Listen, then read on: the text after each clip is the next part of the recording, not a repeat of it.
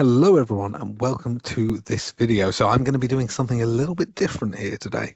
You probably see on the side of the screen a article appearing and the 10 scariest original horror movies of the 21st century ranked. This is an article from Collider by Robert Lee III, and this is going to be linked in the comment below.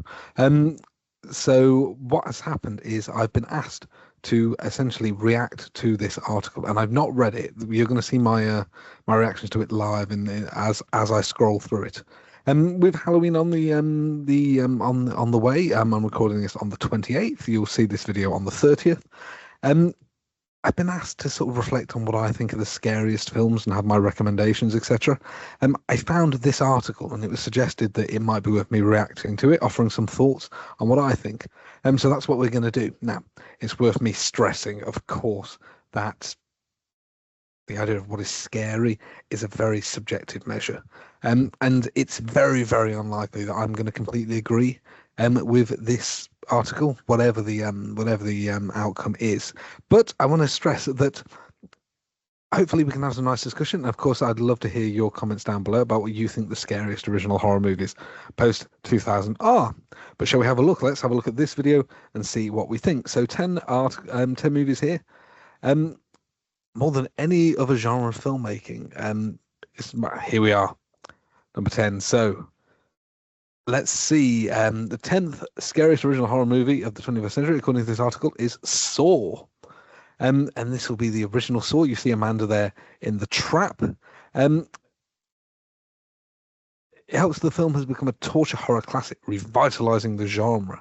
And people often forget just how instantly engaging and terrifying the original Saw was and is to this day. And on that point, I completely agree. So the impact of Saw cannot be understated, right? Leading to a franchise of 10 films, some video games, a theme park ride, etc. The original Saw holds up really, really well. And whether I would rank it as overly scary, I don't know, because if you look at the film, it aligns itself more with, I think, the thriller mold and sort of the police mold. It's kind of a film akin to something like Seven, that sort of brooding police presence, interrogating some quite horrific crimes. But the original Saw is still brilliant. So in case you don't know it, there's two men trapped in a bathroom, locked up and not quite figuring out how or why. And they are essentially told that they must cut their foot off in order to survive the titular Saw of the title. I think Saw is really good, and I think you could just certainly do much worse. I think if we're talking about the original ideas that emerged in this century, Saw has to have a place there because the franchise is so iconic. I think it's very thrilling. Well, I don't know, I'd call it outright scary, but I think it's fair that Saw is there. I would very much agree with that. It just begs the question of what is coming up later on. Let's have a look. Shall we skip ahead to number 9? Longlegs. Number 9, Longlegs. It's on the subject of horror films that are essentially owing a lot to sort of crime thriller films. So Longlegs, from last year, Osgood Perkins' film about an FBI agent with some degree of psychic ability pursuing a serial killer. The titular Longlegs, played by Nicolas Cage in a performance that is scary and very Nick Cagey all in once, all at the same time. According to the article, Longlegs has a lot to offer in terms of more subtle yet equally effective horror. And again, I would agree with that. Longlegs has a bit of a controversial thing, and it's something that is mentioned in the article that I'm seeing here. It isn't the non-stop jump scare experience that some of the marketing led some to believe. So this was a film that was really missold, I think, as one of the scariest films ever. And of course, when you're setting up a film to fail when you come at it from that lens. Longlegs, I think, is very effective. It is a different sort of scare. It is that quieter, intimate scare. This is not some sort of jump scare thing, as the article states. And I think there's a lot to like in Longlegs as well. I would broadly, I think you can make the case for this being on the list. So this is very well done, and the film looks beautiful. Osgood Perkins as a director has a definite, distinct style.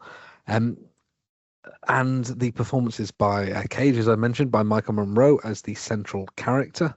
the central FBI agent are really sort of compelling. I really rate them both in this.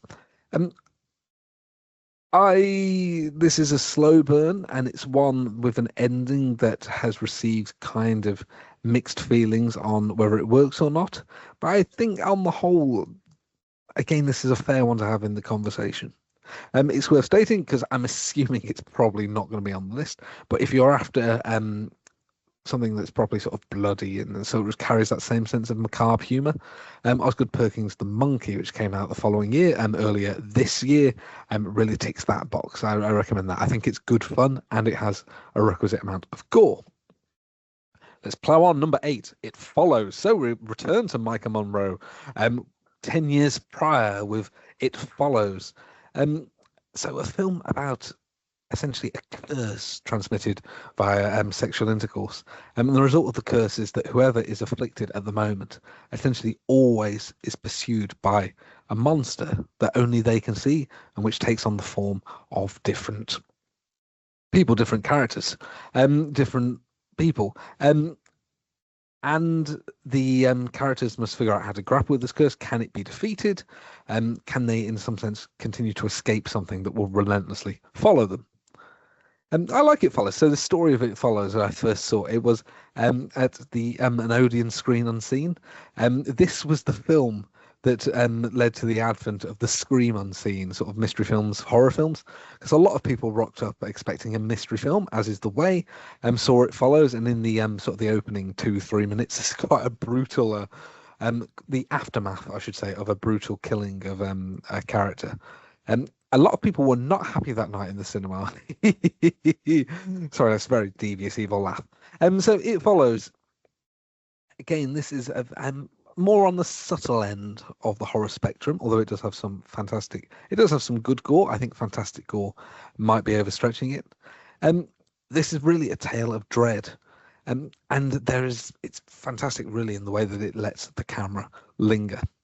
It lets you sort of look around. It sort of pans around, and you see something approaching. There's an excellent scene in one of the characters in like college, and someone is sort of coming directly at them from the background. There are some great scares in here. There's a scare with sort of a tall man appearing in a hallway that is often brought up in terms of jump scares. But this is really a film sort of dread, of worry, of almost sort of the central character being ground down by the sense of this thing approaching that she cannot escape, or is she able to escape? I like the film. I like the film. So a sequel to this is coming, as it states in the piece here. I think again this is one that is a fair one for the conversation. Again, I'm happy with this on the list. We're going to continue onwards to number 7. Talk to Me, 2022. So an Australian horror film, the Philippo brothers, a film about the cursed hand artifact that you see in the center, in the picture there, which enables essentially characters to sort of briefly be possessed by spirits, and to be possessed within certain rules. They can only be possessed for so long. The rules are broken in an unfortunate instance, and then paranormal happenings occur. This is another dread film, essentially. It's quite. I saw this one again as a sort of a mystery film at the cinema. There is a lot of sort of quite disturbing, a lot of disturbing shots, disturbing sequences.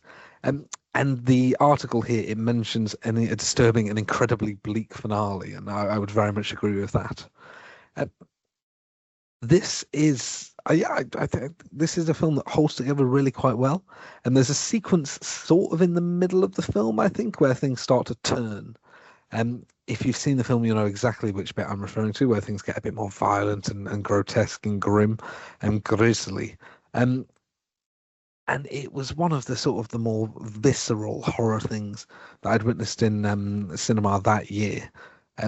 I will not say what it was for any fear of spoilers. So yes, another grief film. there's a lot of films here that are sort of on sort of the subtle end. So the this period, we had quite an interesting shift. I'm sure many of the films that we're still going to see will reflect this, of shifting from torture porn and sort of extreme violence to the sort of elevated horror of the time. That is films that are sort of concerned with atmosphere, concerned with moods, things like grief and loss and death, but sort of not being explicit with it, sort of having sort of the affective dimension of it more so. Talk to Me is sort of in that latter tradition. Um, but again, I rate this one, and it's of course stating with the elevated horror films as well that many of them are allegories for things like grief, PTSD, things, and this one I would say it is sort of there's a sort of implication that sort of there's a metaphor of sort of experimenting with drugs and how that goes. Um, Again, very fresh and a horror film that really kind of defined a summer even as it was pitted against Barbie and Oppenheimer. So I think I could again it deserves its place on the list. I'm trying to rack my brains to see what could come up now because we've still got six more to go. What else could there be? Rick, we're heading to Spain. 2007, Rick. So a found footage film. How could I forget the found footage mode as the one of the other sort of key horror things in this cycle, which very much suggests to me I know something that will be coming up. So this a Spanish horror film, found footage. A television reporter and her crew head to an apartment building, and they are locked inside. And there's an outbreak. They're locked inside, and then sort of zombies and demons start to overtake the building. Rec was a phenomenon when it first came out in 2007. I think it spawned three sequels. Um, and this is in a this film emerged at a period where found footage was starting to get into sort of its cinematic groove, and this was linked as well to sort of paranormal activity, which no doubt will appear. Um, but this a lot of the found footage films of this time sort of aligned. They were sort of quite slow burn, um, sort of lots of shots of sort of things twitching in a background, and then perhaps in the finale, there might be sort of lots of loud noises and things happening. Wreck is not that kind of found footage. This is a found footage that doesn't really let up. It is, and I think it's really, really gripping. I really like it. This is a film that emerged out of a tradition. Although we had sort of Fantaterra and stuff like that. Spanish horror is not really overly a thing in the same way it is in the US context. And this film really sort of did a lot for Spanish horror in the same way that something like Attention did in France, sort of my area of expertise. I'm glad that the list is bringing on sort of this international dimension, and I hope that we're going to see some more international films here because I'm thinking of a few that I would definitely put on a list of sort of essential horror films of the century thus far. And I very much rate Rec. I think it's really good. It works in conversation too with its sequel, which is kind of a direct sequel, whereas the other two, the third and fourth one, are not. But yes, this is quite a visceral. This is a found footage film that essentially doesn't let up. And I rate this. I'm glad that I'm happy to see this on the list, and I'm happy that the list is bringing on these sort of international films as well. And let's leap ahead. Number 5. Where are we going with number 5? The Witch. So we return here to elevated horror. Robert Eggers, his first feature film, The Witch. So set in it's set in a sort of historical milieu, which would become Eggers' sort of one of his main sort of defining things. This is a film about a family that has been sort of cast out from their religious community, and they set up stock in their own cabin, sort of nearish to the woods. The father, Ralph Finnison, who is sort of this impotent man who is always chopping wood, is sort of grappling with the family, sort of disobeying him, and the farm that is not sort of really going to be enough to sustain the family. And then we have the daughter character, Anya Taylor-Joy. I think one of her first performances, certainly the one that launched her to the mainstream. She was in some stuff before, an episode of Endeavour and stuff like that. They a little bit of a spoiler if you're going to watch. So things kick off properly while the Anya Taylor-Joy character Thomasin is looking after the family's baby, it suddenly disappears, um, and there's a question of whether there is a witch afoot, whether there is a witch in the nearby woods, whether Anya Taylor-Joy's character might in fact be this witch, and sort of whether there is dark magic affecting the family, or whether it is simply the case that they are outcast and falling ill and succumbing to disease and madness. So The Witch, as with many of the elevated horror films, is sort of one that kind of, again, attracts mixed review, shall we say, from horror fans. And people who find it terrifying, again, this is another slow burn, although with some quite grotesque imagery. Scenes in which a character dies. Trying not to give spoilers. Scene involving a crow, which I mentioned, a scene involving the family goat and how it sort of impacts one member of the family. I think that's probably made my point clear enough to those who have seen the film. It's very much a slow burn film. It's grey, it's morose, and as the family sort of declines and as tensions grow, there's sort of this real painful air of a family, a community grappling with something that it doesn't fully understand. And I think that's a really grand premise for a horror film. I'll be honest myself, when I first watched it, I really struggled with the film. So a lot of the dialogue is written sort of in the style of the time. There is not a lot of sort of definite answers. This is a film that sort of doesn't give a lot away and doesn't, it gives a little bit away towards the end, but this is a film that really sort of plays its cards close to its chest. And I think if going into it, it's useful to know that this is very much a period horror, right? And again, this is a film that probably deserves its place on the list because it's sort of, if it didn't inaugurate, but it's sort of the standard bearer of a trend that has really defined the last kind of 10 years or so in horror. And as the article says here, is an icon of the elevated horror trend. So I think it's fair enough for this to have a place on the list. This is one that is not going to appeal to all genre fans. I mean, no film is going to appeal to all genre fans. But this is one that very much knowing what it's like when you go in would be particularly useful, I think. Let's plow on. Number 4, Inside. We've got some French horror, very much my neck of the woods. I'm going to be honest, this is sort of my preference for where we'd go. So this is a film, Inside, à l'intérieur, 2007, from Julien Maury and Alexandre Bustillo.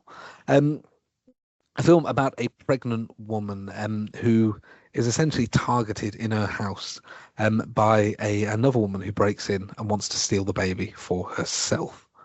So this film emerged. I'm so put on my best academic head.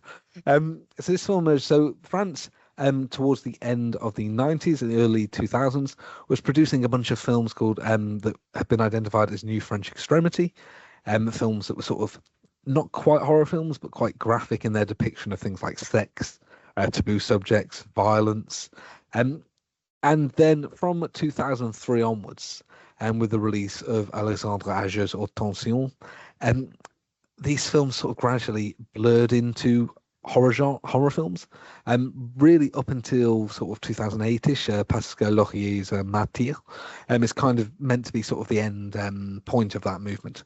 But Inside à l'intérieur was one of the sort of pivotal films of this movement, and I'm kind of glad that this is on the list. So Attention, I mean, it may still crop up, is very significant for having kickstarted French horror of this period, really.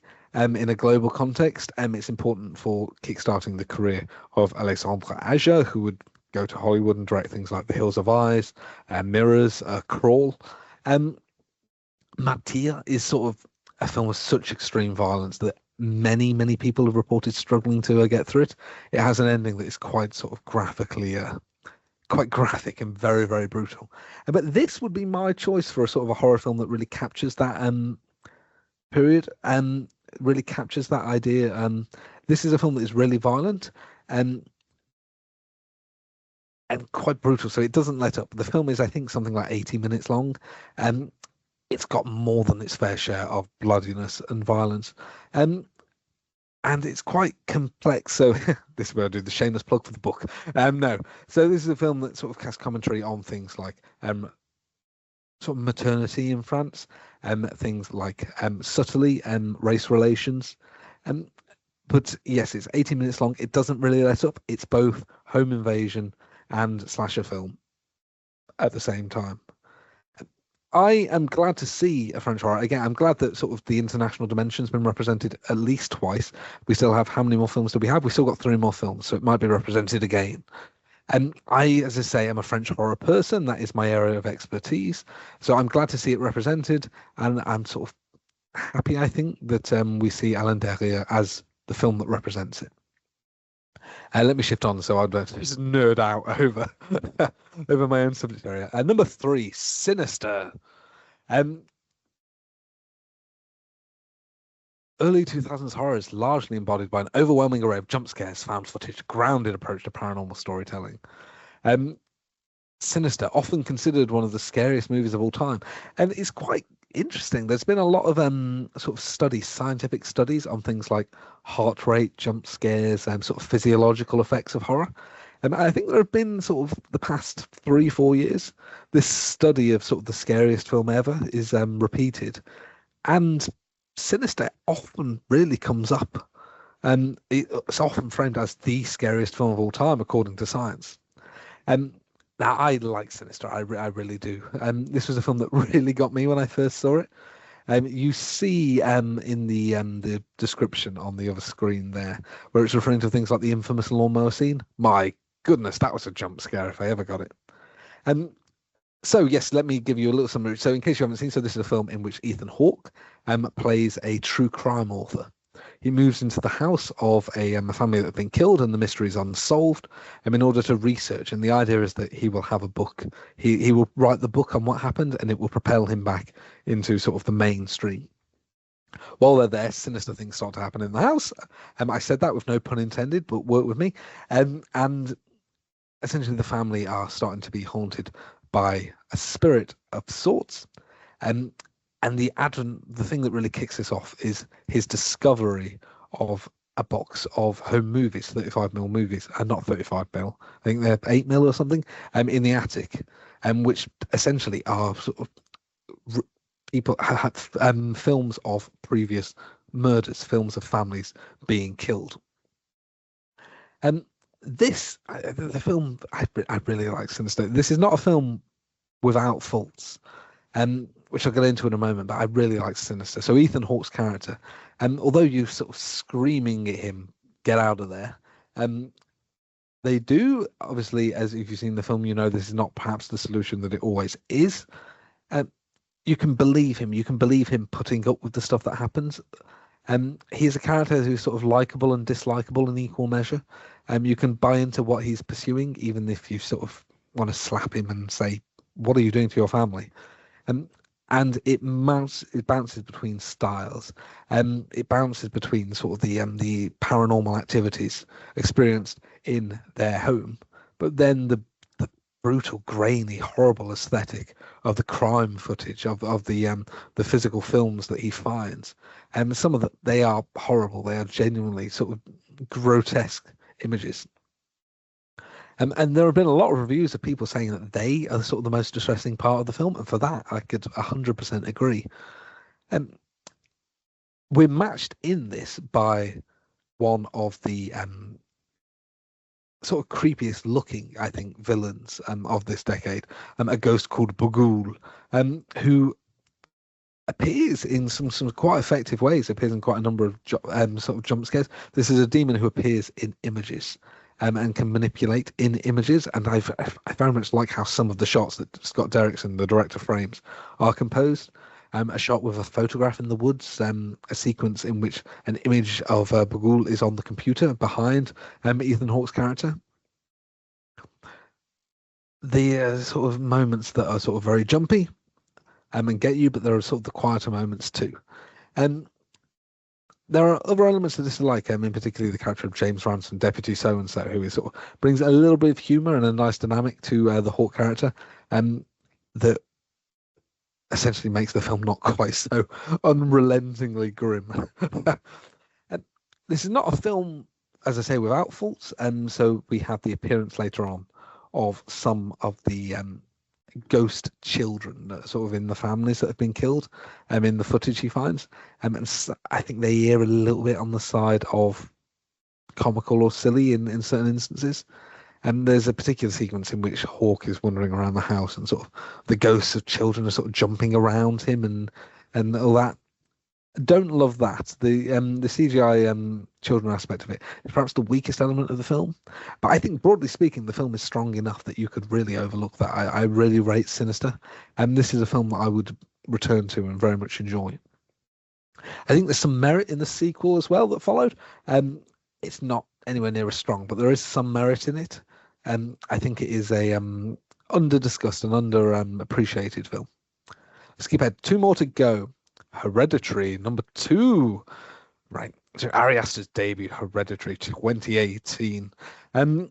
How do we describe Hereditary? So it's a film, again, kind of in very sort of broad strokes about a family that are at home and are kind of pursued by a demon, but I think that's really oversimplifying it. It's a tale of, I don't want to say too much. I don't know quite how to describe the film without giving any spoilers. A dysfunctional family, so and sort of everyone in this family is a standout, right? So sort of Toni Collette's performance as the mother, Gabriel Byrne as the father, Alex Wolff as the son, Millie Shapiro as the daughter. This is a film. It's kind of again on sort of the elevated end, but it's so well crafted. There are so many details, and sort of the atmosphere it generates is so oppressive and brutal in places, and it's hard to. This is one that's sort of unsettling from the off. There are a lot of elements of Hereditary that are just sort of unsettling. It all combines into such a brutal. It all combines into sort of a beautiful a beautiful web of horror. Horror in all the vibes. So, according to the article, it supports some of the greatest horror performances of the century, an array of deeply disturbing and memorable kills, and an underlying theming that still haunts audiences to this day. And I would agree with all of that 100%. So, if you're around at the time, there was a lot of scandal over the fact that Toni Collette was not was not nominated for an Academy Award for this film. I would agree with that. And the reason, essentially, 100%, is that this is a horror film, and the Academy doesn't respect horror in the slightest, unless it's sort of arty and fancy. She absolutely should have been as a. I can't say things without spoiling it, so I'm gonna start giving spoilers for the film. So her performance as a woman sort of grappling with the death of her mother and sort of pressures at work, and then at the film's midpoint, after sort of one of the sudden shocking death of the family daughter. Her performance as a grieving mother is heartbreaking. There is a wonderful sequence in which essentially she discovers the news and just sort of screams a visceral scream, and sort of the scream carries on throughout the house and then to the funeral, and it's heartbreaking stuff. It's so raw and powerful. To this, some fantastic. So this is a film that is a sort of a greatly layered film. I think this is a film that really, sort of when you rewatch it, knowing how it ends, when you rewatch it, knowing many of the dimensions that will happen, and many of the things that will take place. There's so many clues, so many Easter eggs, so many things to enjoy and to find. It's so well crafted that I think you could watch this 3-4 times and still find new stuff. I'll be honest, sort of thinking about this. So sort of my immediate instinct had forgotten this, but yeah, this should be in the conversation. And I'm struggling to think really what might be above it in terms of films. Well, I'm saying that. I think we all know it's going to be above it now. So I thought it was going to be Paranormal Activity, but my gut is screaming that it's going to be Get Out now. Oh, well, colour me very, very surprised there. We're coming back to France. What do we know there? I'm shocked. I am very shocked. Okay. Well, we head back to France then. I've sort of already discussed this film, Mad Tears from 2008. Yes, no, I am surprised by that. Um, I'm gonna dispute some of the I'm gonna dispute the placement of this. But yes, to Matia, a film that again is kind of a film about pain and about violence, and then sort of what we have here, sort of the thematic and underlying message. Um, Making a centralizing message tied to the pain and fear present within the entire film. So this is a film featuring at the beginning a young girl sort of escapes from sort of like a bunker. We then skip ahead to many years later, in which and this woman, this girl, as an older woman, breaks into the house of her family and kills them all. She is followed by her friend, who sort of aims to help her cover up the crime, but is sort of horrified at what her friend has done. The girl who committed all the murders is pursued by sort of an invisible demon that only she can see. Sort of the first half of the film. I will not say anything about the second half, although I think I've sort of already given a few little details. Um, Laurier's film made a lot of impact at the time. So I've mentioned New French Extremity already. And it was one of the few films, so it received sort of the highest age rating possible in France. That was not so it received sort of the 18 rating that very, very few films did. I think Saw 4 was the last one before it, and then there was like one other film. And so it received sort of the highest possible rating, and there was a major scandal for it in France. Um, it's a film that is very, very violent, including its famous ending, which I shan't discuss here, in case you want to watch it. But it is all tied into a message, a theme almost of sort of religiosity. So a film about sort of religious dimension, a film about violence and pain, and sort of whether perhaps there is, how should we say, whether there is perhaps a something beyond pain, what something beyond pain might look like. I'm sort of trying to summarize this without spoiling the end of the film. Um, yes, I must say, when I react, I understand why I was asked to react to this list now. There's two French horror entries on it. So this is a film placed at number one of the list of the greatest original horror films of the 21st century, ranked as well. And I'm not 100% sure I agree with that. As let me think. So, what films would I have thought would have been in contention for the list? So I've mentioned two already: Paranormal Activity, a film 2007, was it? Yes, I think so. Which was a smash pop culture phenomenon, which really sort of brought found footage to the mainstream, in the way that Blair Witch had done at the end of the millennium, and which spawned a franchise and made so much money it was untrue. And so something like that. I also mentioned Get Out as well, which I'm surprised is not on the list. Not a horror film that I overly love. I think sort of Jordan Peele as a director is somewhat overrated, like in terms of the sort of the cultural impact of the film. In terms of sort of the way that the film, so there's a film commenting on race relationships, on racism, and the sort of just based on the splash that it made in terms of politics and policy and awards. I'm surprised that that wasn't in there, or that we have sort of no presence of Jordan Peele at all. What else do I think? Things like, I suppose this is a question of sort of what scary means. And there is, in all fairness to the author, a good mix of scares on this film, right? So we have some sort of very violent ones. We have films that are jump scary. We have films that are sort of very dread-inducing, rather. So there is a decent mix of stuff here. Um, and I'm impressed, really, that three of the 10 films are international films as well. There's sort of an oversight that I think is often a bad one.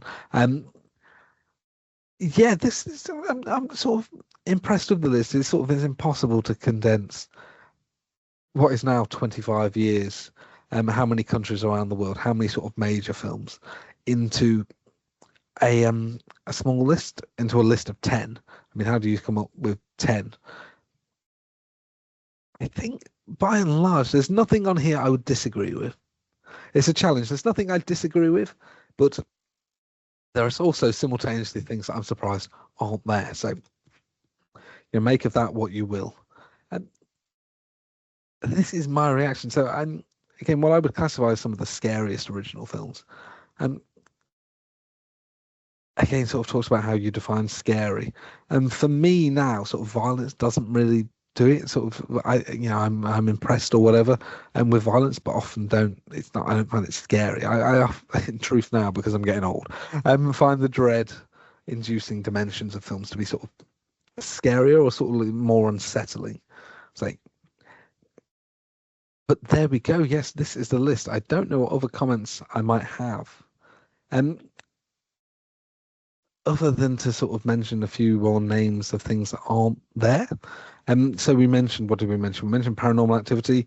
We mentioned, help me out, Brain. We mentioned Get Out. Insidious as well is a film that's sort of, again, because this list mentions some of the sort of the famous jump scares of the time, and because it's talking about some sort of iconic things, there's a jump scare in that that was so iconic. And again, it feels like something that if this list were 15 entries long, I feel like some of these films would very, very much be appearing.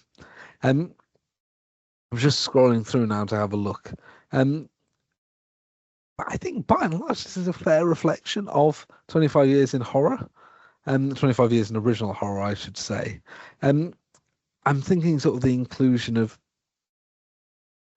that half the list is sort of towards the elevated horror end is perhaps doing a little bit of a disservice to the decade. But I mean, by and large, I'm not going to fault it. And I think I'm going to let that there, I think. Let me wrap up here, I think. But thank you very, very much for watching, everyone. I hope you enjoy this video. And please do comment below what this list has missed and what I've missed. I'd love to hear your extra thoughts. And if this is a sort of a style of a video you like, I mean, please do let me know. Please send things my way that you want me to talk about and react to. I'd be very, very happy to.